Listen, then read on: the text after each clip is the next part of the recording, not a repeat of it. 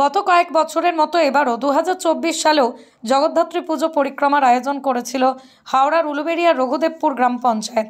আর সেই পুজো পরিক্রমার মধ্য দিয়ে রঘুদেবপুর এলাকার জগদ্ধাত্রী পুজোগুলির মধ্যে থেকে বেশ কিছু পুজো কমিটিকে মঙ্গলবার রঘুদেবপুর গ্রাম পঞ্চায়েত সংলগ্ন এক সামাজিক অনুষ্ঠান ভবনের সামনে অনুষ্ঠিত এক অনুষ্ঠানের মাধ্যমে বিভিন্ন বিভাগে পুরস্কৃত করে রঘুদেবপুর গ্রাম পঞ্চায়েত। মঙ্গলবার সন্ধ্যায় উদ্বোধনী সঙ্গীত, উদ্বোধনী নৃত্যের মাধ্যমে শুরু হয় রঘুদেবপুর গ্রাম পঞ্চায়েত আয়োজিত এই পুরস্কার বিতরণী অনুষ্ঠান। পরে অনুষ্ঠানে আসা বিশিষ্টজনদের উত্তরীয় পরীয় স্মারক দিয়ে সংবর্ধনা জানান উদ্যোক্তারা।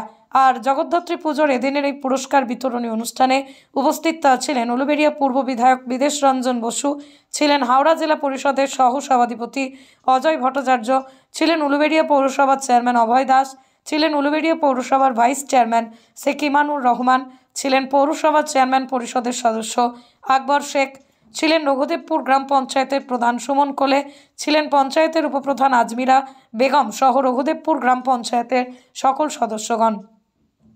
পাশাপাশি এদিনের এই অনুষ্ঠানে উপস্থিত ছিলেন জগদ্ধাত্রী পুজো পরিক্রমায় বিচারকের দায়িত্বে থাকা বিশিষ্ট অঙ্কন শিল্পী নীলকান্ত মণ্ডল, ছিলেন মায়া সরকার, ছিলেন অরবিন্দ খাড়া, ছিলেন শ্যামল কুমার নাথ।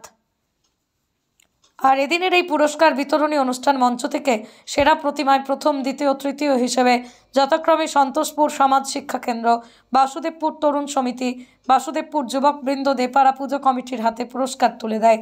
অন্যদিকে সাউন্ড পরিবেশে প্রথম, দ্বিতীয়, তৃতীয় হিসেবে যথাক্রমে বাসুদেবপুর জুনিয়র সংঘ, বাসুদেবপুর মধ্যপাড়া, সন্তোষপুর যুবক সমিতির হাতে তুলে দেয় পুরস্কার। পাশাপাশি মণ্ডপ ও আলোকসজ্জায় প্রথম, দ্বিতীয়, তৃতীয় হিসেবে যথাক্রমে সন্তোষপুর অগ্রণী সংঘ, পরমানন্দ চক যুবশক্তি ও বাসুদেবপুর নবোদয় জগদ্ধাত্রী পুজো কমিটির হাতে পুরস্কার তুলে দেয়। এছাড়াও বিভিন্ন বিভাগে বেশ কিছু পুজো কমিটিকে বিশেষ পুরস্কারে ভূষিত করে রঘুদেবপুর গ্রাম পঞ্চায়েত। গত বছরের নয় এবছরও পুরস্কার বিতরণী অনুষ্ঠান করেছি, আগামী বছরও করবো। আমরা পুজো কমিটিগুলোকে এই বার্তা দিতে চেয়েছি যে যেভাবে সুস্থভাবে সুন্দরভাবে এবং তাদের চিন্তাভাবনা তাদের মণ্ডপে, তাদের আলোকসজ্জায়, তাদের প্রতিমাতে তুলে ধরেছেন, আগামী বছরগুলোর জন্য সেইভাবেই তুলে ধরে এই আশা করবো। তাদেরকে আরও উৎসাহিত করবো যাতে আরও দিন পরবর্তীকাল ভালোভাবে করতে পারে।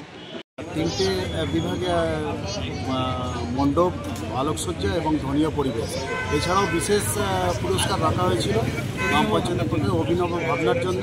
গ্রাম পঞ্চায়েতের প্রধান তার পুরো টিমকে নিয়ে এবং বিচারক মণ্ডলীর সঙ্গে আলোচনা করে কিছু বিশেষ পুরস্কারেরও ব্যবস্থা করা হয়েছিল। এগুলো শুধু উৎসাহ বাড়ানোর জন্য, তার কারণ বিচারক মণ্ডলীর অন্যতম সদস্য মায়া সরকার মহাশয়া থেকে আরম্ভ করে অরবিন্দবাবু এবং আরও নীলকান্ত মণ্ডল মহাশয় তারা আমাদেরকে বলেছিলেন যে কিছু অভিনব ভাবনার জন্য পুরস্কার বাড়াতে হবে।